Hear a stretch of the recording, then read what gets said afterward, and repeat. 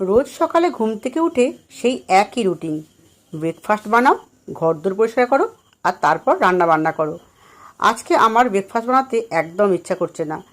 যদিও শুক্রবার বেশিরভাগই আমরা মুড়ি খাই, কিন্তু মুড়ি খাবারও তো সেই হাজার রকম জোগাড় করতে হয়। আর আজকে আমার আর আমার মেয়ের কারোরই মুড়ি খেতে ইচ্ছা করছে না। তাই হাজবেন্ডকে বললাম ব্রেকফাস্টটা বাইরে থেকেই কিনে আনতে। তো ওই জন্য আজকেও পরোটা আর ঘুগনি নিয়ে চলে এসছে। আর এই দোকানের ঘুগনিটা কিন্তু দারুণ করে। আর আজকে দেখছি পরোটার সঙ্গে ধনেপাতার চাটনিও দিয়েছে। তবে ব্রেকফাস্ট বানাতে হয়নি বলে ভেবো না, সংসারের কাজ কিছু কম আছে। এই দেখো, ফ্রিজের মাথাটা বেশ নোংরা পড়েছিল, তাই জন্য এখন পরিষ্কার করে নিচ্ছি। আর মাথার উপর যত জিনিসপত্র ছিল সেগুলোও মুছে নিলাম।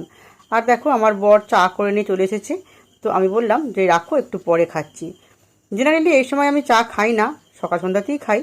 কিন্তু শুক্রবার যেহেতু আমার বরের ছুটি থাকে, তো ও ব্রেকফাস্ট খাওয়ার পর একটু করে চা করে আর আমাকেও দেয়। তো চাটা খেয়ে নিলাম, নাহলে আবার ঠান্ডা হয়ে যাবে। আর তারপর ফ্রিজের গাগুলোও একটু পরিষ্কার করে নিলাম। আর ফ্রিজটা পরিষ্কার করার পর মাইক্রোওভেনটাও পরিষ্কার করে নিলাম। আর এই ঘরের বিছানা চাদরটা আমাকে দুদিন অন্তর বদলাতে হয়, কারণ এই বিছানাটার উপর সারাদিন যা অত্যাচার চলে যে কি বলবো। শোয়া বসা সব কিছু এই বিছানার উপর। তাই চাদরটা তুলে তোষকটা ঝেড়ে আর একটা চাদর পেতে দিলাম। আর এই জলের বালতিগুলো বেশ কিছুদিন হলো মাজা হয়নি।